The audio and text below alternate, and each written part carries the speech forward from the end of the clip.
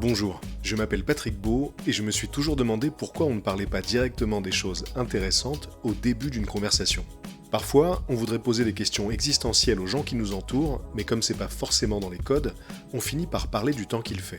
Dans Continue tu m'intéresses, je vais donner à mes invités l'opportunité de parler de ce qui les intéresse vraiment. Et si tout se passe bien, ça devrait être intéressant. Aujourd'hui, je reçois Fanny Rué. Elle est autrice, humoriste et podcasteuse. Pour Fanny, l'année 2019 fut charnière. Cette année-là, elle a lancé son premier spectacle de stand-up, mais elle a aussi créé son podcast Les gens qui doutent, et elle est devenue chroniqueuse hebdomadaire sur France Inter.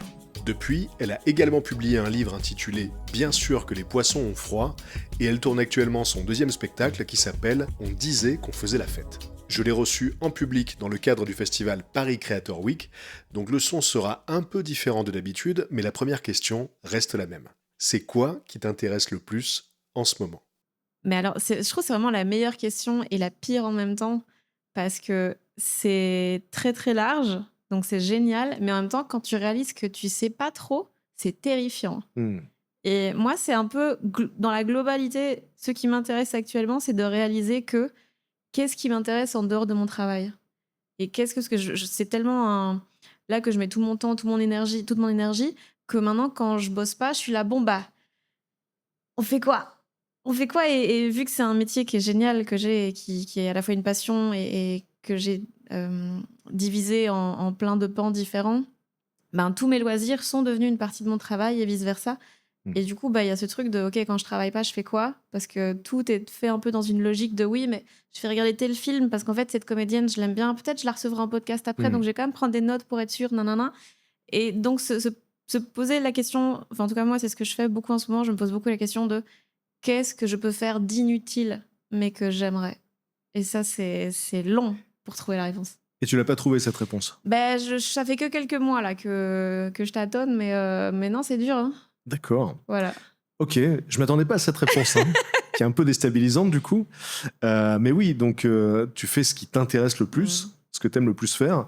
Donc c'est vrai que quand on a cette chance-là, finalement, on se consacre pleinement à notre activité et il y a assez peu de place pour le reste. Mais dans les métiers créatifs, je pense que ce que tu dis, voilà, faire des choses inutiles, entre guillemets, c'est aussi la meilleure manière de nourrir tout le reste, de nourrir l'écriture, de nourrir la culture. Oui, mais on laisse assez peu de place à ça actuellement, j'ai l'impression. Et quand je dis chercher ce qui m'intéresse et ce qui est inutile, c'est aussi arrêter de tout le temps remplir. Et ça, c'est peut-être un peu plus concret, histoire que tu aies quand même une piste pour la suite du podcast. C'est se demander un peu pourquoi est-ce qu'on n'accepte plus trop le vide, pourquoi on check nos téléphones tout le temps de manière très concrète. Et ouais, on se gâche énormément de temps juste parce qu'on a peur du vide, quoi.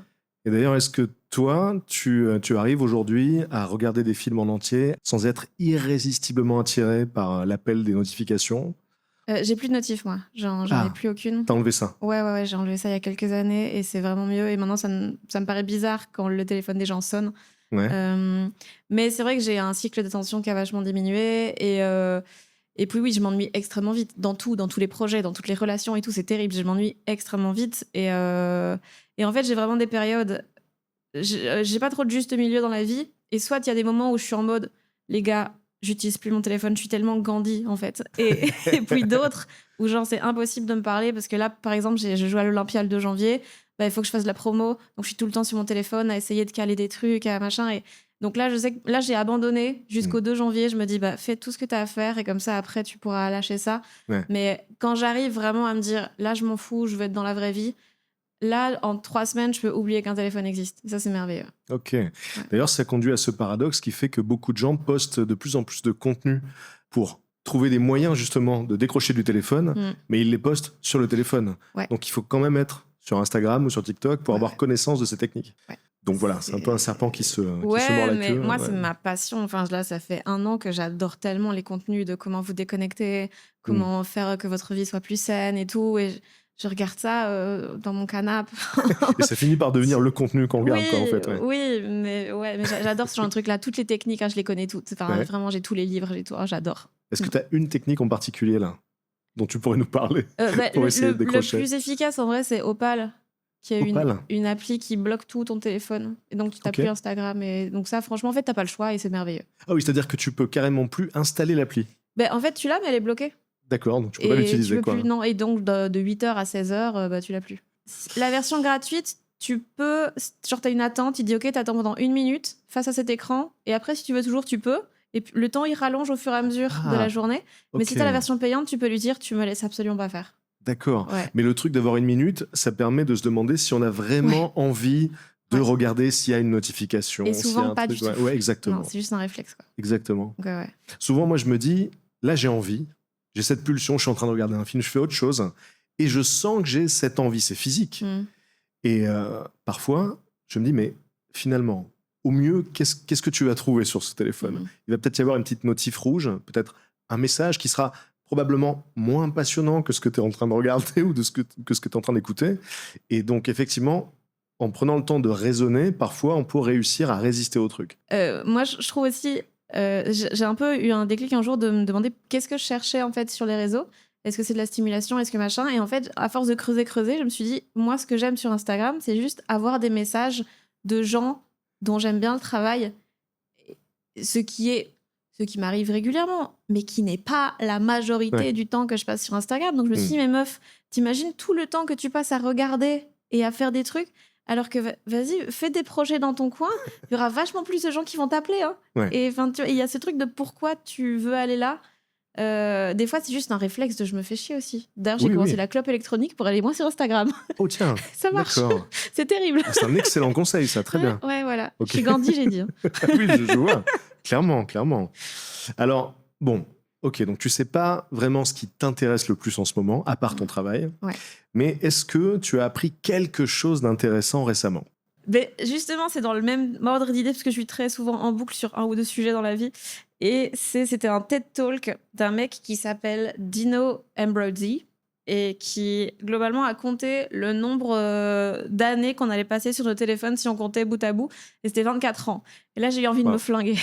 Tu m'étonnes. Et ce genre d'infos, moi, j'aime bien les Alors, ressortir attends, dans des podcasts. Si déjà. on passe sa vie, hein, il a fait le compte sur la vie entière. Là, je pense qu'il compterait 4 ou 5 heures, les moyennes des jeunes aux États-Unis. Si tu passes 4 ou 5 heures par jour et que tu vis 90 ans, Ok. et il te reste 60-65 ans, il te reste 24 ans sur ton téléphone. Quoi. Enfin, Wow. Le calcul est totalement faux, là. Mais Ouais.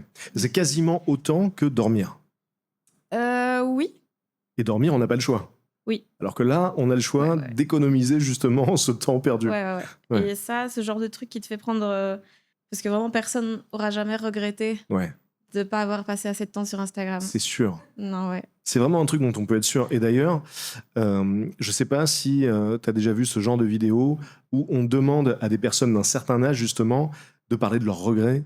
Qu'est-ce qu'elles regrettent? Qu'est-ce qu'elles sont heureuses d'avoir fait? Et c'est généralement toujours la même réponse. Le reel du petit singe qui fait du skate. Bien sûr.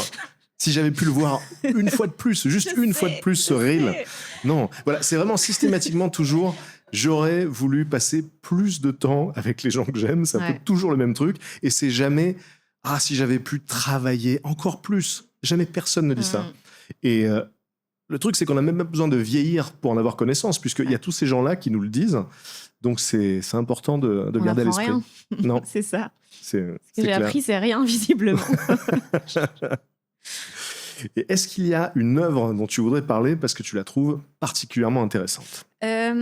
Moi, là, je me fais un petit marathon actuellement du travail de Florence Lompré, qui est une autrice, réalisatrice, je suis pas sûre. En tout cas, autrice, comédienne québécoise. Et elle a sorti Empathie dernièrement, ce qui a beaucoup, on en a beaucoup parlé sur Canal+. L'histoire d'une psychiatre qui arrive dans un centre et qui, déjà, elle a ses propres démons et qui essaye d'améliorer le plus possible la vie des patients, de ses collègues et tout, mais évidemment tout. Le personnage est merveilleux, elle est tellement sincère et réelle, et du coup, à côté de la plaque, que c'est merveilleux et c'est extrêmement drôle. Et donc cette fille Florence, elle a écrit d'autres séries. Il y en a une qui s'appelle Audrey est revenue aussi sur Canal, il y en a une sur Netflix, donc il y a pas mal de trucs à regarder d'elle. Donc là, je me fais un petit marathon de oh mon Dieu, j'ai l'impression d'avoir trouvé une nouvelle copine, et donc maintenant je veux tout savoir de sa vie. Et c'est ça. Est-ce que tu as essayé de l'inviter? T'inquiète qu'il y a des DM qui restent en lus. Mais ouais, j'ai essayé. Mais je sais pas, en fait, c'est bizarre. Elle m'a follow, puis elle m'a pas répondu. J'étais là, bah meuf, tu souffles le chaud et le froid, ça fait mal à mon Elle a cœur. fait la moitié du chemin déjà. Oui, Si elle mais t'a c'est follow, ça. c'est... Donc Ok. j'attends. Et est-ce que tu as lu quelque chose récemment qui t'a marqué, qui t'a intéressé Là, j'ai relu, pour faire tout le cheminement, il y a Ambre Chalumeau, qui est journaliste culture chez Quotidien, qui a sorti un livre qui s'appelle Liste de lecture, où elle présente 20 livres qui l'ont marqué, qui l'ont touché, avec à chaque fois plein de remises en contexte de ok, c'était quelle époque, il se passait quoi politiquement et machin, des extraits, des interviews. Et le piège de ces livres-là, c'est que tu lis un chapitre, puis tu dis putain, le livre a l'air trop bien, donc bah, t'arrêtes celui-là pour lire l'autre livre. Et donc là, j'ai lu un chapitre, mais donc je me suis enchaîné le livre, c'était Françoise Sagan, Bonjour Tristesse. Ok. Et je trouve ça fou, mais je me dis ça souvent, de relire des choses qui ont plusieurs décennies et de réaliser que rien n'a changé et qu'il y a des choses on a l'impression d'être les premiers à vivre, d'être les premiers à ressentir. On se dit, mais nos grands-parents, jamais ils ont pu savoir, connaître ça et tout, machin. Ouais. Et en fait, mais ce texte, il pourrait être écrit aujourd'hui.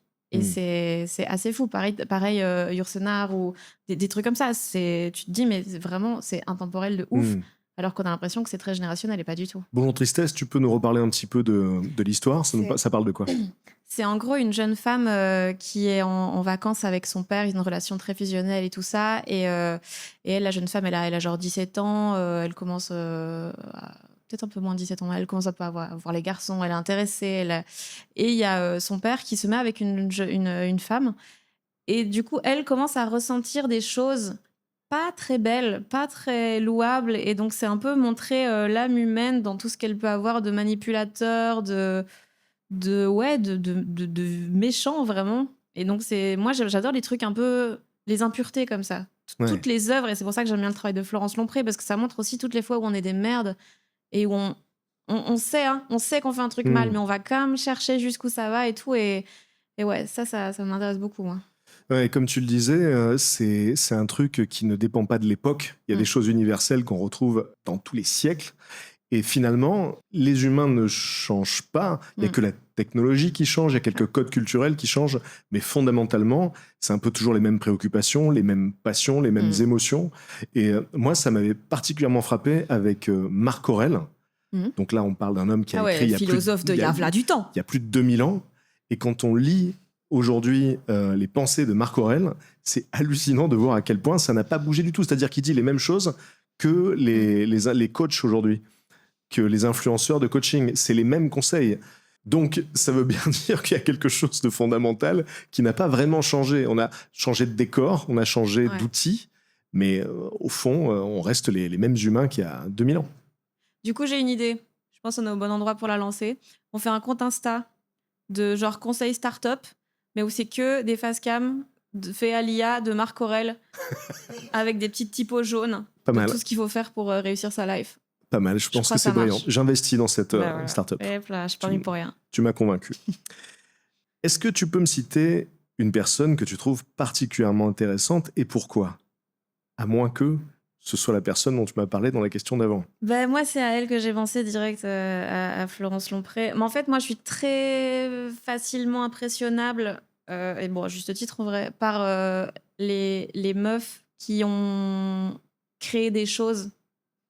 Genre, il y avait rien, et puis maintenant, il y a un truc. Genre, il y avait... à la base, il y avait rien, il y avait pas de série. Juste, elle était dans sa culotte en salon. Enfin non, dans son salon en culotte, sinon c'est bizarre.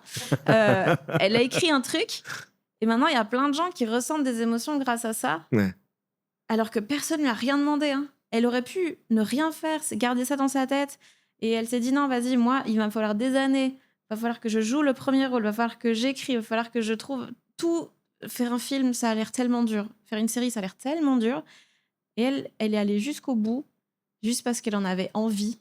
Et ça, je trouve ça fou. Et moi, il y a plein de meufs comme ça, genre Phoebe Waller-Bridge, qui a écrit Fleabag et qui joue dedans aussi, Rebecca Zlotowski, qui est une des réelles que j'adore.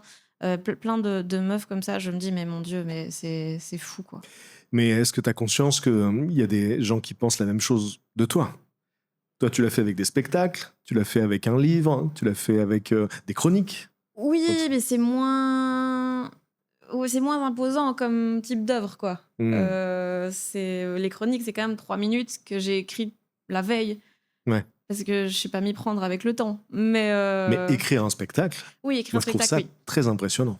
Oui, ça, le deuxième, j'ai vraiment galéré et ça, vraiment, je suis trop contente. Mais oui, oui. Mais c'est dur de voir les choses chez soi Bien sûr. plutôt que chez les autres, quoi. Donc, ouais. Et d'ailleurs, donc on parlait de ton livre tout à l'heure. Est-ce que tu peux nous en parler un petit peu de ce livre? Il est autobiographique ou pas? Ouais, tout à fait. En fait, ça parle de quand j'avais 15 ans. C'était l'époque MSN et tout, à fond, Skyblog, tout ça. Et j'avais rencontré sur MSN un garçon avec qui on avait une relation vraiment super pendant un an et demi. On se parlait énormément, on s'apportait mutuellement beaucoup de choses et tout. Et puis on s'est perdu de vue parce que la vie, tout ça, MSN a disparu et donc on n'a plus de moyens de se contacter. Et pendant le Covid 2021, donc 15 ans plus tard, j'ai essayé de le retrouver en me disant, bah tiens, qu'est-ce qui devient et tout ça. Et donc j'ai commencé à chercher sur Internet et là j'ai réalisé qu'en fait, selon Internet, il n'existait pas. Il n'avait jamais existé et ça m'a rendue folle évidemment parce que qui n'existe pas sur Internet Ouais. alors qu'on avait full Skyblog et tout à l'époque? Rien du tout. Et donc ça m'a fait péter un câble. Et donc vu que c'était le Covid et que j'avais beaucoup de temps libre, j'ai cherché. Et plus j'avais des réponses, plus l'histoire était bizarre. Et donc voilà, je suis allée au bout du process. Ok. Et voilà, et ça parle de ça, qui est le fil rouge un peu pour parler de plein de sujets parallèles de qu'est-ce que c'est que de devenir adulte, de parler de dépression, de deuil, de choses comme ça. Et donc c'est un peu, voilà, c'est un peu le squelette autour duquel j'ai mis les digressions qui pour moi sont le truc le plus intéressant du livre. C'est un peu les réflexions sur qu'est-ce qu'on fout là, quoi. D'accord. Ah, c'est intéressant parce qu'il m'est arrivé la même chose. Ah ouais? Ouais. Je veux tout savoir. Bah écoute, c'était il y a 15 ans et C'était pareil. toi? Hein? C'était toi? Oui. Ah putain. Bah, d'ailleurs, j'allais te demander, à moins que tu veuilles pas spoiler, mais est-ce qu'au final, tu as retrouvé la trace? Je veux pas spoiler. Bon. Et surtout, la fin du livre n'est pas... Enfin, c'était la fin, sauf qu'après la sortie du livre, il y a eu encore des trucs. Ah, mais d'accord. que ça, du coup, je peux pas en parler parce que sinon, ça spoil Ok. beaucoup de choses. Parce que moi, donc, du coup, c'était il y a une quinzaine d'années et j'échangeais avec, pareil, avec une fille. Et cette fille a disparu, mais totalement. C'est-à-dire qu'on a dû échanger pendant 1 an et demi. Ouais. Et un jour, alors qu'on devait se rencontrer, elle a Classique. complètement disparu. Mais c'est-à-dire qu'elle a disparu de toute la surface d'Internet. Elle a aucun réseau social et encore aujourd'hui, quoi. Et en plus de ça, à l'époque, j'avais même échangé avec son frère, avec une de ses meilleures amies. Et ces 2 personnes-là non plus ne répondent plus aux messages, quoi. Donc j'ai jamais compris ce qui s'était passé. Mais moi, pour le coup, j'ai pas eu de réponse, tu vois. J'ai essayé de chercher, mais... Écoute, il faut que j'écrive un autre roman. Je crois... Attends, alors déjà, je suis désolée de te le dire, mais le frère et la meilleure amie n'existent pas. C'était cette personne-là. Et ah oui, non, mais ça, c'est le truc de base. Hein. On doit se rencontrer et puis en fait, je disparais. Bien sûr. Ouais. Ah ouais, gros coup classique. Et ah putain, c'est trop excitant. Dac. Et moi, je trouve ça limite inquiétant, en fait, parce que tu vois, disparaître à ce point-là, et là, je te dis, c'était il y a 15 ans. Donc, depuis le temps, elle aurait pu ressurgir sur un autre réseau. Et en fait, non. Donc, je sais vraiment pas ce qui s'est passé, et j'ai eu beau essayer d'envoyer des messages à son entourage, j'ai jamais eu de réponse, jamais eu d'explication. Ça reste un des mystères de ma vie, ce truc-là. Et tu vois, c'est pas... T'es sûr que t'as son vrai nom? Ah oui, c'est sûr. Ah oui, non, mais vraiment. Ah, t'es sûr? Ah oui. Bah, mais on avait même fait des visios et tout, tu vois, à l'époque. Et ça a duré 1 an et demi. C'était pas un truc de 2-3 mois, tu vois. Donc voilà, c'est un des mystères de mon existence, ça. Ouais. Ok, prochain Frames. Je propose une chasse aux œufs. Ouais. Mais les œufs, c'est cette meuf. Ok. Et on la retrouve, et à la fin du festival, celui qui l'a retrouvée a gagné son poids en rame. Je note. Donc déjà... Ça se voit que j'essaie de connaître Internet. Donc depuis le début du podcast, j'ai noté, donc déjà on a le projet de Marc Aurèle en IA. Ah, c'est très stimulant, ce podcast. C'est bien, hein, on a monté un beau dossier depuis le début. Est-ce que tu peux me parler d'une des expériences les plus intéressantes que tu aies vécues? Intéressante, je sais pas, mais qui m'en a beaucoup appris sur moi, c'est quand j'ai écrit ce spectacle-ci. En fait, j'ai écrit un spectacle, je l'ai rodé pendant quelques mois et tout. Et au bout de 4-5 mois, quand je suis censée avoir terminé le processus d'écriture, de rodage et qu'il est censé devenir nickel, là, j'ai pété un gros câblos en mode « je le déteste ». C'est pas possible, c'est mort, je pars pas en tournée avec ça. Wow. Et donc, c'était vraiment, je me voyais devoir faire des grosses salles avec un truc que j'aimais pas. Et donc, c'était vraiment nul. Et c'était aussi, parallèlement, j'allais pas trop bien dans ma vie. J'étais en changement d'antidépresseur et tout. Donc, c'est vraiment un petit cocktail qui allait pas du tout ensemble, quoi. Et donc, j'ai pété un câble pendant 1 mois. Je fais n'importe quoi. J'ai bu plus que dans tout le reste de ma vie cumulée. Enfin, j'ai fait n'importe quoi. Et puis, le mois suivant, j'ai fait le truc le plus rigoureux que j'ai jamais fait de ma life. Donc, je me levais tous les jours à une heure fixe, déjà, ce qui n'est pas mon genre. Et je faisais du sport tous les jours. Je mangeais que du poulet, des épinards, des trucs comme ça. J'écrivais tous les matins. J'étais dans des cafés pour écrire. Tous les soirs, j'allais jouer. Et j'ai fait ça pendant 1 mois. Et donc, j'ai réécrit la moitié du spectacle comme ça. Ah oui, tu l'as quand même réécrit. La moitié. J'ai jeté la moitié et j'ai réécrit la moitié. Ok. Et surtout, j'avais, 1 mois plus tard, j'avais mes premières dates. On commençait à jouer dans les 500-600 places. Donc, il fallait... Wow. Et donc là, je me suis dit, ok, j'ai 1 mois pour tout refaire Ouais. et ça part. Et j'ai jamais été aussi organisée, aussi rigoureuse de ma vie. Et là, je me suis dit, waouh, de 1, je suis capable. Et ça, Ouais, c'est déjà. super. Déjà. Et de 2, t'imagines ce que j'aurais pu faire de ma vie si j'avais bossé. Ouais. C'est fou, hein. Mais qu'est-ce qui s'est passé pour que tu rejettes à ce point des vannes que tu as toi-même écrites? En fait, je pense que juste c'était un début. Mais juste, c'était pas prêt. Sauf que vu que j'allais pas bien, j'étais pas capable de rebosser. Ah. Et donc, j'étais bloquée entre là, je suis pas capable de bosser, mais d'un côté, j'aime pas le résultat, donc qu'est-ce que je fais? Et j'ai vraiment eu besoin de, pendant 1 mois, en avoir rien à foutre et me dire, je n'ai aucune idée de l'heure qu'il est du jour, je m'en fous. Et une fois que ça, j'ai un peu vidé le cerveau, après, j'ai pu me dire, ok, meuf, on a bien rigolé pendant 1 mois, maintenant tu poses ce mojito, tu vas travailler. Et ouais, de se laisser du temps pour tout et se laisser. Ouais, ressentir les choses, accepter que c'est pas le moment. Ça, vraiment, c'est nouveau pour moi de me dire, tu sais quoi, aujourd'hui, pas mon jour. Hein. Peut-être cette année, c'est pas mon année. C'est pas grave, juste let it go. Ça, c'était le premier spectacle. Non, ça, c'était celui-ci. Celui-ci. Celui-ci, ouais. Donc, j'ai tout On disait réécrit qu'on faisait pour... la fête. ouais, j'ai tout réécrit pour septembre dernier. Enfin, on est quand? On est en décembre. Donc, il y a 1 an et demi. Ouais. Et c'est quoi ton processus d'écriture? Est-ce que tu écris petit bout par petit bout et ensuite tu essaies d'assembler tout ça? Ou est-ce que tu penses le spectacle globalement? Ça dépend. Le premier, j'ai fait petit bout par petit bout parce que c'était mon premier spectacle. Je savais pas comment on faisait. Donc moi, j'écrivais des blagues et puis après, on verra. Et puis le deuxième, j'ai fait ça un peu différemment. J'ai écrit des trucs. Et puis quand j'ai eu genre 1 demi-heure, je me suis dit, ok, c'est quoi le point commun entre tous ces sujets et toutes mes manières d'aborder les choses? Et là, j'ai vu qu'en gros, il y avait des trucs autour desquels je tournais. Et je me suis dit, ok, pourquoi est-ce que je tourne autour de ça? Et qu'est-ce que j'ai envie de dire vraiment? Et sur base de ça, j'ai fait un peu une trame, mais ouais, creuser et trouver ce qu'on veut vraiment dire, c'est longué. Hein. Tu parlais de tes chroniques, donc tu as fait des chroniques quotidiennes à la radio? Non, c'était hebdo. C'était hebdo? Ouais. D'accord. Parce que j'avais reçu Marine Baousson dans ce podcast, qui, elle, faisait, je crois, des chroniques quotidiennes et qui me parlait de la pression que c'était forcément. Ouais. Donc là, c'était un peu plus souple pour toi. Ah oui, non. Ouais. Oui, mais il y a des machines de guerre. Morgane Cadignan, elle a fait ça. Lisa Delmoitier, elle fait ça. Je ne comprends pas comment ils font pour faire des quotidiennes. Quelle angoisse. Et en même temps, je pense qu'une fois que... En fait, je pense que ça te fait abandonner un truc de qualité et tu te dis, tu sais quoi, l'important, c'est qu'il y ait une chronique. Ouais. Peut-être ce sera pas la meilleure, mais il y aura une chronique. Et je pense que c'est dans ce lâcher-prise parfois que tu écris les meilleurs trucs. Oui, je pense. Comme il y avait une étude de genre un prof en photo, je crois, qui avait demandé à ses élèves de prendre genre 100 photos, enfin le plus possible de photos d'un truc. Et puis il avait demandé à un autre groupe de prendre les plus belles photos possibles d'un truc. Et en fait, c'est ceux qui en avaient fait le plus qui avaient fait les plus belles. Parce que ceux qui étaient trop concentrés, genre ok, il faut que ce soit nickel et tout, ils s'étaient pas entraînés. Ouais. Et donc ils n'avaient pas laissé faire le processus. Phrase de start-upeuse de ouf, ça, laisse faire le processus. mais ouais, non, c'est en faisant que tu il y a un truc comme ça dans le zen, dans le tir à l'arc. Il y a un mélange entre le zen et le tir à l'arc. Je ne m'attendais pas du tout à bifurquer. Eh ben, écoute, je te la sers sur un plateau. Donc, les archers zen doivent apprendre à se concentrer, mais pas trop. Ils doivent un peu lâcher prise pour viser mieux. Et donc, c'est un exercice comme ça d'équilibriste, tu sais, où il faut à la fois être pas trop concentré, pas trop de pression, mais avoir un minimum d'attention pour donner le meilleur de soi-même. Et il y a un peu de ça avec cette idée de pas se concentrer à fond sur le sujet ou de lâcher prise parce qu'on va peut-être puiser dans quelque chose oui, de moins contraint, de moins stressé. Charlotte Rampling, elle a une phrase, avant un tournage, elle a dit ça à François Civil sur Deux pianos il y a pas longtemps, et cette phrase me hante depuis. Enfin, c'est littéralement 3 mots, hein, mais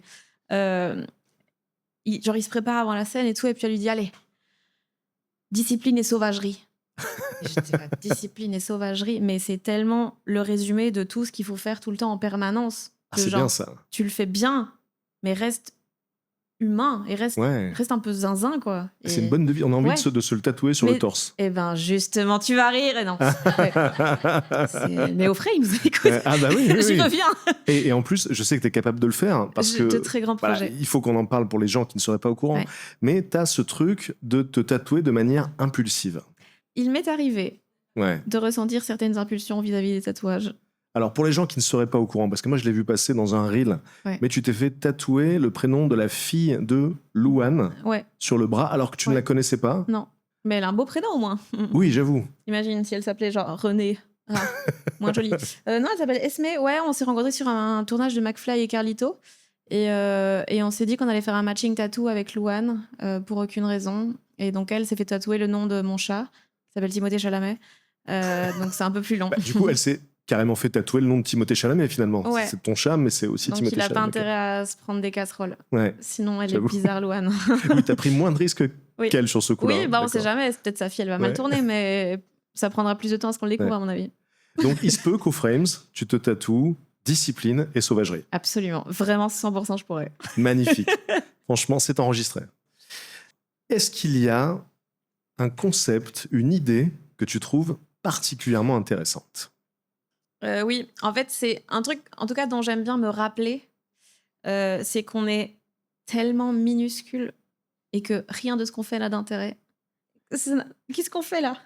Je sais pas. Enfin, rien de ce qu'on fait n'a d'intérêt à quelle échelle? Parce que pour nous, ça en a. Oui, mais quand tu dézoomes, Ah oui. ça quand n'a on dézoome, aucun ouais. sens qu'on soit en train de parler dans des micros et que des gens écoutent et que, enfin, rien n'a de sens. Et ça, des fois, c'est très chouette de se le rappeler. C'est très flippant, c'est très vertigineux, mais ça te remet bien en place. Des fois, quand on se prend des stress pour rien, ou même des fois, j'écoute genre, je suis dans le train et j'entends des conversations autour de moi et je me dis, mais mon Dieu, vous êtes beaucoup trop peu conscient de vous-même et du fait que, enfin, on se prend tellement au sérieux pour tellement de choses, alors que bah c'est quand même très très vain, hein, toute cette histoire d'existence.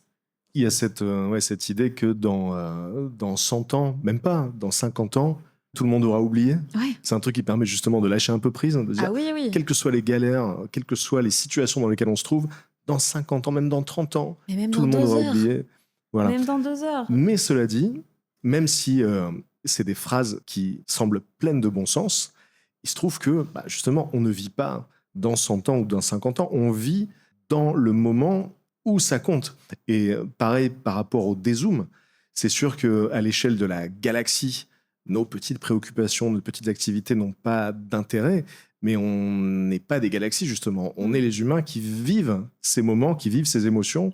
Donc c'est vraiment une question d'échelle. Pour nous, ça compte. Oui, On peut pas mais s'en détacher. Justement, je trouve ce qui est bien, c'est de voir que, vu qu'on a tendance souvent à se bloquer nous-mêmes à cause des autres, à cause de ce qu'on renvoie et tout, de se dire de toute façon, imaginons, genre on me dit souvent, ouais, j'ai envie de commencer la scène et tout, mais j'ose pas. Tout le monde s'en fout si tu te plantes, en vrai. Donc fais-le, parce que toi, tu as envie de ressentir ça. Dans 30 minutes, les gens qui t'ont vu, ils auront oublié. Donc fais. Ouais. Genre, la vie n'a pas de sens, vas-y, on fait tout ce qu'on peut pour l'occuper du mieux qu'on peut, avec des choses qui nous plaisent, des choses qui font du bien aux gens, et en oubliant l'impact que ça peut avoir négativement sur nous. Enfin, bon, la phrase est chelou du coup, mais en essayant de moins se préoccuper de ce que ça va renvoyer comme image, et Ouais. juste en essayant de faire les choses bien, quoi. Ouais. Ouais, il y a cette idée que globalement, les gens accordent beaucoup, beaucoup moins d'importance à ce qui nous arrive que ce qu'on le croit. Ouais. Et ça peut être soit déprimant pour certaines personnes, mais ça peut être aussi une libération absolue. De se dire, les gens s'en foutent en fait. Même si, je sais pas, quelqu'un décide de sortir dans la rue avec un costume de lapin géant, peut-être que ce sera un big deal pour lui ou pour elle de faire ça, mais pour les gens dans la rue, ça va prendre peut-être une demi-seconde de leur attention. Ils vont se dire, tiens, quelqu'un en lapin. Et ils seront déjà dans autre chose dans leur tête. Oui, typiquement les enterrements de vie de jeune fille ou de garçon. C'est ça, tu vois des gens déguisés en bite, grand place de je sais pas quoi. bah, pour eux, ils sont en mode on est trop des fous. Et non, Exactement. c'est comme bouge. En fait, là, je dois passer. Donc ça, ouais, c'est vrai que ça permet de se détendre un petit peu, de se dire, les gens n'accordent pas tant d'importance que ça à ce qu'on dit, ce qu'on fait, ce qu'on porte. Et il y a ce sentiment, cet effet de projecteur où on se dit, bah là, tout le monde est en train de me regarder, tout le monde m'attend, tout le monde... Non, Ah non, hein. chacun est dans sa propre bulle, à se demander justement si les autres ne sont pas en train de nous juger négativement. On est un PNJ Donc, pour les autres. Hein. Exactement. Donc ça, je pense que c'est bien de le garder à l'esprit parce que ouais, ça permet de se détendre un petit peu, de se dire c'est pas grave. Les gens s'en foutent globalement. Est-ce qu'il y a une histoire vraie qui te captive? Moi, de manière générale, en fait, captiver, oui et non. C'est un peu genre fascination et répulsion pour les disparitions, surtout. Moi, c'est un truc vraiment qui me rend assez zinzin. Quand j'étais petite, j'avais 8 ans au moment du procès du trou. Et du coup, il y avait énormément d'infos qui arrivaient tout le temps. Et j'étais absolument obsédée par cette histoire. Et pendant des années, j'ai pas pu passer à côté d'une bagnole s'il y avait le coffre ouvert et tout. Enfin, vraiment, ça m'a marqué de Une ouf. camionnette blanche. Notamment aussi. Mais même toutes les bagnoles, j'étais là, bah non, je change de trottoir. Hein. Il y a une voiture, un coup dur quand t'es en ville. Mais donc, j'ai beaucoup eu ce truc de disparition, kidnapping, machin. Et toujours maintenant, quand il y a des grandes affaires de disparition ou quoi, ou de trucs pas expliqués comme ça, mais je me dis, mais toutes les possibilités, en sachant que probablement la réalité, elle est pas folle hein, dans la plupart des cas. C'est sûrement un truc complètement con, mais c'est fou toutes les possibilités qu'il y a et qu'on saura probablement jamais. Genre même des Xavier Dupont de Ligonnès et tout. C'est fascinant parce que on n'en saura probablement jamais rien.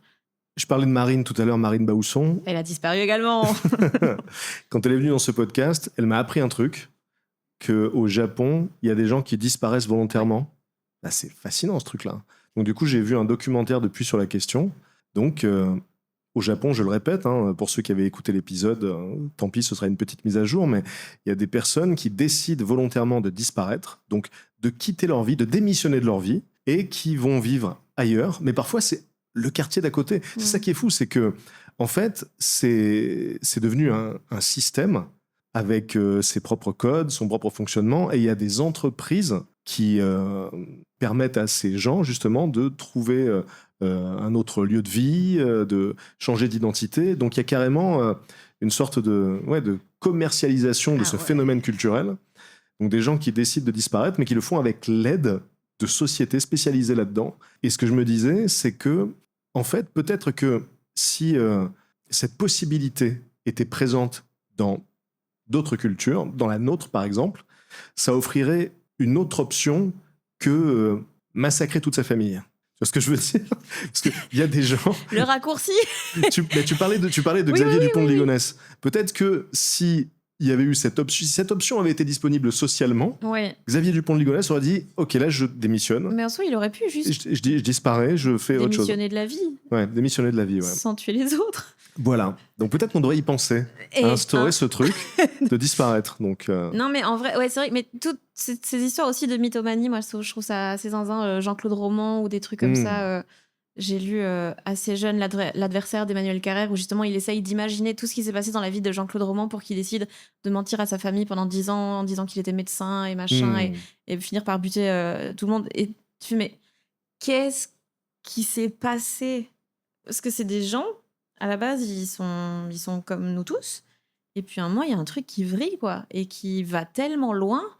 Et qu'est-ce qui fait que dans la société, ça puisse aller aussi loin, tellement ils se sentent bloqués dans une vie, quoi. Qu'est-ce qu'on a merdé Peut-être que lui aussi, s'il avait eu cette option, ça se serait mieux passé. Totalement. Et ça rejoint aussi ce qu'on disait tout à l'heure par rapport à ce qu'il devait imaginer que les gens éprouveraient s'il avouait la vérité, finalement. Peut-être que ça aurait pas été aussi énorme que ce qu'il pensait. Le truc, c'est que plus ça durait, plus c'était énorme. Quoi. Mais ce qui est sûr et certain, absolument sûr et certain, c'est que même avouer sa vérité après 20 ans, ça aurait été moins grave que de flinguer tout le monde, de toute façon. Ouais, mais c'est... Tu parlais de l'affaire Dutroux, donc en France, déjà, c'est une affaire qui a eu un retentissement absolument hallucinant. Encore aujourd'hui, voilà, c'est un nom qui reste marqué dans les esprits. Donc j'imagine qu'en Belgique, c'était 10 fois pire. Ah oui, c'était parce qu'en Belgique, tout est à 1 heure. Donc, Hmm. t'étais à 1 heure, où que tu sois en Belgique. Ouais. Donc, c'était à côté, quoi. Ouais. Et ouais, c'était un peu traumatisant comme époque. Mais On est-ce pouvait que... plus jouer dehors. Voilà, c'est ça. À Ouais. l'époque, est-ce qu'il y avait une espèce de psychose comme Ah ça ouais, ou... de ouf. Ah, on pouvait plus jouer dehors, on pouvait plus genre aller faire du vélo dans le village. Bah ouais, non, quand même pas, hein, parce que bon, on sait jamais. Il y a des Ouais. gens. Bah oui, c'est le but. Ouais. Et c'est un truc qui est resté un petit peu ou pas? C'est resté dans les En tout cas, esprits, ça? moi, en tant que personne, c'est un truc auquel je pense quand même souvent. Mais comme, vu qu'on a connu la période où il y avait énormément d'attentats, moi, c'est impossible que j'aille à un concert sans regarder les portes à un moment en me disant, ok, est-ce que machin, nan. Parce qu'il y a tellement une psychose à ces moments-là que je pense que ça reste. Ouais. Mais les autres, je sais pas. C'est juste que c'est un sujet qui est toujours très, très touchy en Belgique, quoi. Ouais. Bah, ça, par rapport aux attentats, il y a donc 5 ans de ça, non 10 ans, pardon, il y a 10 ans de ça, quand il y a eu cette vague d'attentats, il y avait justement cette psychose. Je me rappelle que personnellement, à chaque fois que j'allais quelque part dans un lieu public, j'avais l'image en tête de me dire à tout moment ça peut arriver et qu'est-ce qu'il faudrait que je fasse. Je repérais les sorties de secours. Ça a été une période très très stressante pour tout le monde. Il y avait cette charge mentale qui venait se greffer sur tout le reste en fait. Fallait en plus penser à ça. Ouais. Donc bon, ça a fini par partir, mais le temps que ça a duré, c'était éprouvant, vraiment, mentalement. Ça c'est avec le Covid aussi? Moi, j'avoue que le Covid, ça s'est plutôt J'y crois bien pas passé. du tout. Non, ça s'est plutôt bien passé comme période. Enfin, il se trouve que c'est tombé l'année où ma femme a accouché. Donc, c'était plutôt chouette de pouvoir rester à la maison. Donc, j'en ai pas souffert comme beaucoup de gens. Et du coup, ça n'a pas vraiment été un traumatisme. Est-ce que ça l'a été pour toi? Pas un traumatisme à propre, même si c'était vraiment pas cool comme période, mais j'ai ce truc maintenant de je vais dans le métro et c'est bondé, je vais me sentir bizarre si j'ai pas un masque. Parce que je vois un peu tous les microbes qui peuvent arriver. Bon, ce qui est pas plus mal encore aujourd'hui, donc. Ouais. C'est un truc que tu as gardé de l'époque. Ouais. De te dire, enfin, en tout cas, je le remarque beaucoup en ce moment. Ouais. Donc voilà, au moins je serais peut-être pas malade. Bien joué, mais c'est vrai en plus. En fait, c'est une bonne solution dans l'absolu de porter de nouveau, un masque. en Asie, ils ont des masques dès qu'ils sont malades. Bah oui.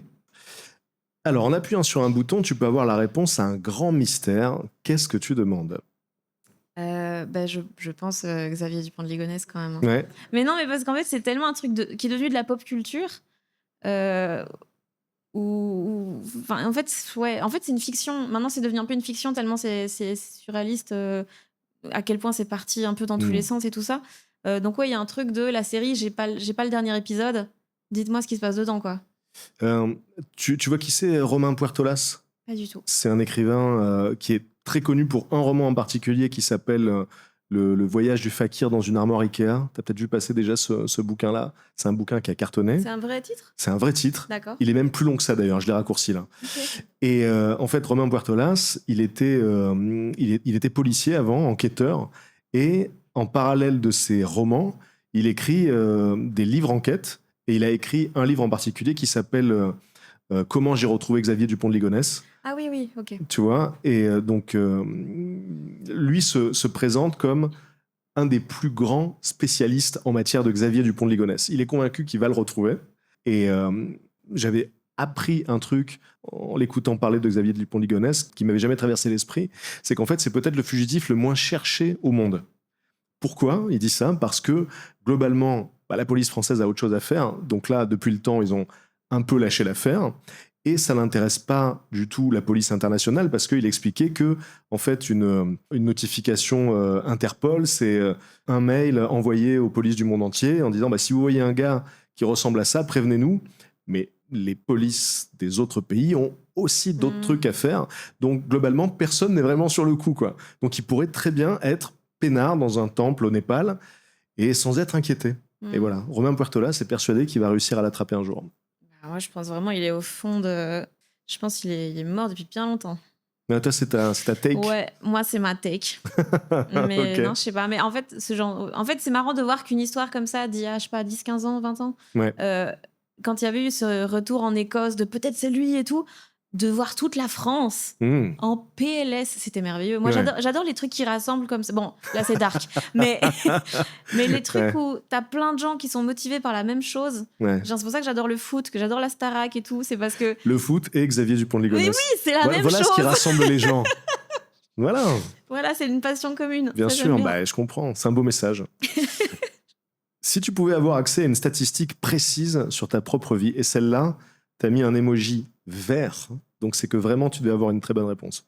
Oui, ce serait des stats de nouveau qui reviennent sur mon obsession du moment pour le temps et ce qu'on en fait. C'est la stat du temps que j'ai passé dans ma vie à profiter du moment. Ah. Pour voir à quel point je suis à côté de mes pompes à ce niveau-là. Ouais. Et aussi voir quand je vais mourir ce que je regretterais de ne pas avoir fait ou d'avoir fait. Enfin, de ne pas avoir fait surtout. Oui, combien de temps tu as vécu dans le présent, en fait. Ouais. Et pas à ruminer le passé ou à anticiper le futur, mais... Ouais, ou juste à fuir le présent, en faisant un truc, en regardant 4 choses en même temps, mais en étant concentré pas sur les gens avec qui je suis ou quoi. Ouais. Et ça, je pense, ça te remet un peu à ta place d'en avoir conscience. C'est vrai que c'est super intéressant, parce que peut-être que certaines personnes, sur 30 ans de vie, ont vécu 1 an dans le présent. Ouais. Et le reste du temps était dans le futur, dans leur tête ou dans le passé. Maintenant, l'anticipation, en vrai, des fois, ça fait tellement plaisir. Des fois, c'est... Bien sûr. Anticiper quelque chose, des fois, c'est mieux que le truc en lui-même. Bien sûr, c'est pas toujours négatif. Ouais. Ce qui est problématique, c'est quand tu ne fais que ça et que tu oublies de vivre le moment. Ouais. Parce que tu vois, du coup, parfois, on anticipe quelque chose de positif en disant « Ah, quand ça va arriver, ce sera génial ». Et puis, quand on se retrouve dans ce moment-là, on passe à côté parce qu'on est déjà dans l'anticipation d'autres choses. Donc, ou même juste, des fois, c'est pas cool de... Si t'attends trop quelque chose, une fois que c'est atteint, tu fais bah voilà. Moi, ça faisait des mois que ma vie, elle était tournée vers cet événement-là. Maintenant, qu'est-ce que j'en fais? Je sais plus où j'avais lu ça il y a quelques mois. Tous les objectifs qui sont quantifiables, c'est pas des bons objectifs. Okay. Parce que juste, tu vas passer, imaginons, si t'es youtubeur, tu veux 1 million sur YouTube, super. Tu vas arriver à 1,1 million, tu te diras, bon, je fais quoi? Tu vois, ça n'a pas vraiment de valeur en soi. C'est pas... Est-ce que toi, justement, tu es le genre de personne à te fixer des objectifs précis dans la vie, ou est-ce que tu te laisses un peu porter par les opportunités, les envies? Ça dépend dans quelle phase je suis. J'ai des phases extrêmement... je te jure, je pense que j'ai un alter ego macroniste qui est dans la productivité, dans les trucs OK, je veux ça, je veux ça, je veux ça. Et puis en fait, quand je suis vraiment moi, c'est pas du tout comme ça que ça va se passer en fait, et c'est juste je vais regretter d'avoir pris autant de responsabilités ou d'engagement. Mais non, là j'essaye de juste, maintenant mon objectif c'est plus genre arriver à faire ce que j'aime à 100%, et c'est déjà super, et être entourée des personnes que j'aime bien, avec qui j'aime travailler, et ouais, faire des trucs en lesquels moi je crois. Parce qu'en fait, c'est un milieu où je me rends compte qu'il y a vraiment moyen de faire toute sa carrière en faisant les trucs qu'on n'aime pas, quoi. Et juste, si t'écoutes tout ce qu'on me dit, il y a vraiment des chances que tu finisses par faire de la merde ou des trucs qui te correspondent pas du tout. Et donc, juste arriver à me dire, OK, qu'est-ce que moi j'ai envie de faire? Est-ce que c'est la même chose que ce que les autres ont envie que je fasse? Et tu vois, confronter ça, ce qu'on attend de toi, vs ce que tu veux, ouais, c'est facile de se perdre, je trouve. Donc, tu as ce podcast qui s'appelle Les gens qui doutent. Est-ce que quand tu l'as créé, tu étais dans une phase de doute? Et est-ce qu'aujourd'hui, ça a un peu changé? Pas du tout. Non, en fait, non. Mais l'histoire de ce podcast, elle est un peu débile, en fait, parce que à la base, j'ai invité Kian Kojandi. C'est juste que je voulais lui parler. Et j'avais pas de podcast. D'accord. Et donc, je lui ai invité, je lui ai dit, ouais, j'ai un podcast et tout, t'es chaud de venir? Sauf qu'il a dit oui, ce con. Et donc, je me suis dit, faut que je crée un podcast. Ouais. Du coup, donc là, j'ai vite été acheter du matos. J'ai pris la dernière photo que j'ai prise sur mon téléphone, c'était des confettis sur le sol écrasés. J'ai pris ça, j'ai mis en noir et blanc, j'ai mis un petit titre dessus. Mais non. Et le podcast, il a été créé comme ça. Mais non. Mais tu lui as envoyé un message? Ouais. Tu lui as dit, viens à mon podcast, et il n'a pas cherché à se renseigner, quoi. Non, je lui avais dit, il n'est pas encore sorti, mais t'inquiète. Waouh. Et il s'est pas inquiété, le fou. Ok. Et voilà. Et donc, deuxième, j'ai fait ça. Je dis, maintenant, j'ai un podcast. Eva Bester, je l'aime trop. Vas-y, tu veux pas venir dans mon podcast? L'andouille, elle a dit oui. Et c'était merveilleux, on est devenus copines. Mais oui, d'ailleurs, ils sont super. Les 2 épisodes avec Eva Bester, elle est géniale. Donc, c'était ta deuxième invitée, Eva Bester? Ouais. Incroyable. Donc, petit à petit, tu as rencontré tous les gens que tu avais envie de rencontrer par le biais d'un faux podcast qui est devenu un vrai podcast. Absolument. Ok. Mais alors, qu'est-ce qui fait que tu l'as appelé a posteriori Les gens qui doutent? En fait, c'est un hasard. C'est juste que je venais de découvrir la chanson. Ah, ok. Et de base, c'était pas du tout l'axe principal. C'est juste que ça m'a parlé. Et a posteriori, évidemment que ça m'a parlé. Parce que globalement, moi, ce qui m'intéresse dans les trucs créatifs et tout, c'est tout ce qui a merdé. C'est toutes les choses où on a tort, toutes les choses où on est des merdes. Et Ouais. moi, c'est ça qui m'intéresse. Donc, a Et posteriori, oui. T'avais invité Adrien Méniel, dont c'est la chanson préférée. Oui. Et vous en avez parlé, évidemment, de cette chanson. Alors, c'est l'épisode 4, ça fait 6 ans, je n'en ai plus aucun souvenir. Je t'avoue. D'accord. C'est intéressant comme origin story. Et t'as vu ou quoi? Joli. Alors, un truc que tu crois avec quasi certitude, sans avoir de preuves. Moi, je crois assez fort en le principe de destin et de les choses arrivent pour une raison. Et si on s'est pas croisés, il y avait une raison. Et si tel truc est arrivé, il y avait une raison et c'est pas grave. Et je pense que c'est une façon de me rassurer aussi pour toutes les choses qui merdent. Où je me dis, bah, c'est que c'était pas le moment. Juste, c'est pas grave. Genre, maintenant, je l'utilise peut-être un peu trop. Genre, il y a pas longtemps, j'ai craché la voiture d'un pote. Je me suis dit, bah, peut-être. Ça devait arriver. Oui, mais en vrai, je me suis dit, je l'ai craché dans un parpaing et donc rien de grave, mais juste, elle démarrait plus. Et je me suis dit, bah, peut-être que si j'avais repris le volant ce soir-là, je nous aurais buté, moi et ma copine, en roulant. Et donc, peut-être, juste, c'était super que je me prenne ce parpaing. Ouais. Et c'est vraiment, ça te pousse pas à conduire bien, mais ça te remet un peu en place à certains Ça, égards. c'est super intéressant. Parce que, du coup, c'est un principe qui guide un peu ton existence. Cette idée qu'il y a un destin. En tout cas, qui m'aide à relativiser les choses qui sont arrivées pas comme je le voulais. Je me dis, Ok. c'est pas grave, ça viendra, ou chaque chose en son temps et tout, quoi. D'accord. Mais est-ce que tu as creusé un peu le truc en te demandant, du coup, d'où venait cette fatalité? Est-ce que c'est quelque chose d'écrit? Comment tu te le représentes? Non, ça, non, je sais Ouais. pas. Moi, je suis très... Je suis très fataliste. Et en fait, je me dis, si je commence à me poser trop de questions comme ça, je vais commencer à creuser là, mais d'où on vient, pourquoi est-ce qu'on est là, machin. Et ça, je sais que je vais ouvrir une brèche. Il me faudrait il faudrait que je pose congé, quoi. Donc tu préfères partir du principe que juste, je me dis, ça devait arriver. on est là, les choses, elles arrivent. Ouais.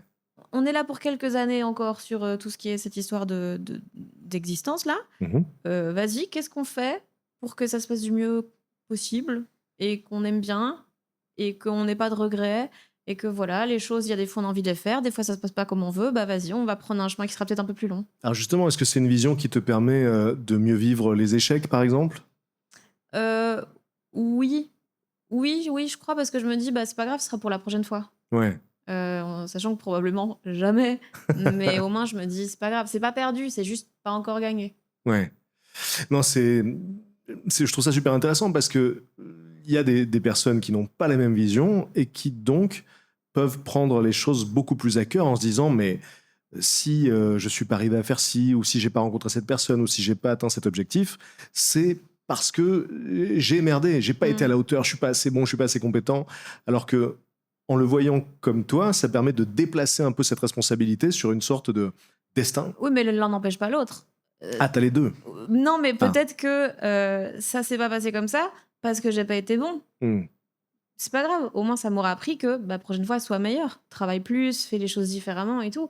Maintenant, ça m'empêche pas d'être quand même extrêmement touchée ou stressée par des choses. Genre là, l'Olympia, si c'est pas complet, je sais que je vais voir ça comme un échec personnel et je vais penser à chaque siège vide, à me dire, cette personne n'a pas voulu venir. Alors que c'est pas une personne, c'est juste que personne n'a acheté ce ticket. Ouais. Mais tu vois, donc j'ai quand même... Mais dans 2 ans, je pourrais dire, t'inquiète, c'est juste que c'était pas le moment. Bien sûr, bien sûr. Voilà. C'est le 2 janvier, l'Olympia. 2 janvier, ouais. 2 janvier. Ce sera complet, évidemment. J'espère, sinon bien ce sûr. sera de votre faute à tous. Quel est le dernier truc sur lequel tu as changé d'avis? Maintenant, je suis très dans l'optique de chacun fait ce qu'il veut. À partir du moment où tout le monde est d'accord, que ça fait de mal à personne, vas-y, on fait tout ce qu'on veut. Quand j'étais plus jeune, j'étais vachement plus fermée. Quand j'avais genre 18 ans, ouais. Et notamment, j'étais vraiment pas très féministe à certains égards. Et dès qu'il y avait une meuf, genre elle couchait avec des gens qui n'étaient pas son gars, j'étais là, waouh, mais qu'est-ce qu'elle fait en fait? C'est n'importe quoi. Et je pensais ça parce qu'en fait, j'étais juste entourée de gens qui pensaient ça. Et donc, je me posais même pas la question de moi, ce que j'en pensais. Je me disais juste, si eux, en plus, ils sont plus âgés que moi, ils pensent ça, c'est que d'office, c'est vrai. Et donc, j'étais vraiment dans cette optique-là. Et c'est seulement après, quand j'ai commencé un peu à ouais, à voir des gens différents et tout, que j'ai vraiment j'ai vrillé sens inverse et je me suis dit: «Mais, enfin, qu'est à quel moment on a arrêté de réfléchir parce que les gens autour de nous, ils pensaient quelque chose, quoi?» Mmh. Et donc ouais, c'est ce switch-là, donc c'est pas du tout le dernier parce que c'est quand même un petit temps, mais de l'importance de notre entourage, et de la remise en question de ce que pense l'entourage. Et Heu, du regard des autres, du coup. oui, oui Du et jugement des autres, ouais. oui, du jugement Mmh. et de ouais, de juste se poser les questions de: «Est-ce qu'on a vraiment besoin de juger les gens pour quoi que ce soit, Mmh. quand ça n'a aucun lien avec nous?» Ouais, peut-être pas, hein. Et t'arrives à t'en détacher aujourd'hui ou c'est quelque chose qui t'affecte encore? Quoi exactement? Le jugement des autres? Non, en fait, maintenant, je suis plus dans de me dire: «Bah, les gens, ils ont un avis, moi j'ai le mien. Vas-y, si je peux même éviter de partager le mien quand je sais qu'on n'est pas d'accord, je préfère avoir la paix qu'avoir raison». Mmh. Donc je vais juste me dire: «Si c'est pas un combat que j'ai envie de mener, bah, vas-y, là, Mmh. c'est pas ma guerre, hein». Mmh. C'est J'ai vu passer une citation de Keanu Reeves qui disait: «Aujourd'hui, si quelqu'un me dit, 2 + 2 = 5, je dis: "Cool" mmh, et je passe à autre chose». ouais. Et c'est vrai que c'est de l'énergie, économisée. Oui, mais c'est un peu, paradoxal et compliqué avec cette époque-ci, c'est que d'un côté, si on fait tout ça, bah, on il y a plus aucun combat qui sera gagné pour la suite, Mmh. quoi. Donc c'est Faut bien le doser, quoi. ouais, c'est ça. Mmh. Faut savoir où mettre son énergie et il y a des gens qu'on convaincra jamais de choses et Mmh. il y a des gens, c'est foutu, quoi. Ouais. Mais du coup, quand savoir, quand s'acharner, quand essayer de faire comprendre aux autres Mmh. ce en quoi on croit, ça, c'est technique. Ouais. Si on te donne des moyens illimités pour mener un projet à bien, que fais-tu? Mais ça, justement, j'en avais parlé avec, Fabien Olicard dans son podcast. Lui, la question, c'était: «Si tu gagnes au loto, qu'est-ce que tu fais?» Et ça gâcherait ma vie parce que, je bah, du coup, je ferais un truc bien pour les autres, mais je sais que moi, à titre personnel, j'ai besoin d'avoir une carotte au bout et d'avoir un truc où tu sens que tu progresses et que tout n'est pas facile à la base. Donc je pense que moi, ça m'enlèverait vachement, l'envie d'avancer. Mais du coup, ouais, je ferai un truc pour les autres, parce que s'il y a des moyens illimités, Mmh. bah, une personne n'a pas besoin de moyens illimités donc vas-y, on va demander à des gens dont c'est le métier de savoir bien organiser les choses pour aider plein de gens et que ça serve, tout le monde, quoi. Mais il y a pas, un projet en particulier que tu rêverais de faire, mais pour lequel il faut beaucoup de moyens, beaucoup de temps? Pas encore. Ouais. Non, là, je laisse mûrir, je laisse, probablement à un moment, j'aurai envie de faire un truc dans l'audiovisuel ou quoi, mais pour l'instant, je non, il y a pas un truc qui m'anime assez pour que je me Mmh. dise: Ça vaut la peine de mettre beaucoup d'investissement des autres, beaucoup d'argent, beaucoup de trucs», ça OK. c'est Alors il y a une question, sur laquelle je pense que, tu auras des choses à dire. Je sais pas, c'est, une intuition. C'est quoi l'équivalent adulte d'apprendre que le Père Noël n'existe pas? hem, pour moi, c'est d'apprendre que les autres, ils ont pas les réponses et qu'ils ont aussi plein de questions, mais que personne sait et quand tu captes ça, tu fais: «Oh putain, la galère». Ça là, l'âge adulte, Ouais. logiquement, la promesse, c'était: «T'inquiète, je sais, je suis adulte». Pas du tout. Et en fait, personne ne sait ce qu'il fait. Personne ne sait. C'est qu'on essaie tous de gérer plus ou moins, mais personne ne sait exactement ce qu'il fait, Non, ouais. non et puis quand tu réalises, quand tu es ado ou adulte, je sais pas, quand tu réalises que tes parents ne savent pas tout, mais quelle déception les petits loups! C'est clair. Ça n'a pas de sens. Mmh. Tous les symboles qu'on avait, ou même alors de nouveau c'est très con et je ramène ça à la Starac, mais quand je regardais la Starac et que je voyais enfin quand j'étais petite, je regardais et je me disais: «Waouh, ils sont adultes, ils sont tellement stylés». Maintenant je les regarde, je suis là: «Mais vous êtes des enfants» et tu vois ce truc de ta perception, elle évolue Ouais. et juste avant, ils avaient l'air d'être hyper sûrs d'eux. Maintenant je me dis: «Bah non, mais regarde, ils sont trop flippés, ils ont 16 ans les petits loups» et donc il y a ce truc de juste ta perception, elle évolue avec toi et tu réalises que tout ce que tu pensais certain, tout ce que tu pensais, ouais, assuré, ne l'est pas du tout Mmh. et que plus les gens ont l'air assurés en général, moins il faut leur faire confiance en vrai. Ouais. Et par rapport aux parents, je trouve que c'est très juste, ce que tu dis. Il y a cette idéalisation, de Mmh. nos parents quand on est enfant et puis ensuite on grandit et on s'aperçoit que c'était juste des gens qui ont fait comme ils ont pu et donc du coup, ça permet d'avoir aussi, à la fois une tendresse et une indulgence, de se dire, bon, voilà quoi. Ouais. Maintenant, je sais ce que c'est d'être à leur place. Et donc, je trouve qu'ils s'en sont pas trop mal tirés sans super pouvoir, alors que je pensais qu'ils en avaient. Oui, c'est vrai que ça pousse à se mettre à leur place, quoi. À se dire, franchement, pas mal. Hein.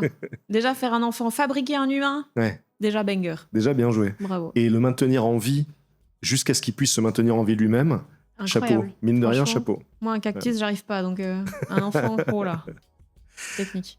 À ton avis, ça va être quoi le moment le plus intéressant de ce podcast? Je sais pas, mais je vais daber. Voilà. Elle a dabé là. Normalement, vous le verrez pas, mais elle l'a fait. Ah, mais si, il y a une vidéo sur cet épisode. Oui, il y a une vidéo. Vous verrez peut-être le dab du coup. Merci Fanny d'avoir été mon invitée. Merci à toi. J'espère que ça vous a intéressé. Si c'est le cas, n'hésitez pas à laisser des étoiles et des commentaires sur les plateformes de podcast. On se retrouve non pas mardi prochain, mais à la rentrée de janvier, puisque Continue tu m'intéresses fait sa petite pause de Noël. Mais on se retrouve donc très bientôt pour la saison 3. À bientôt.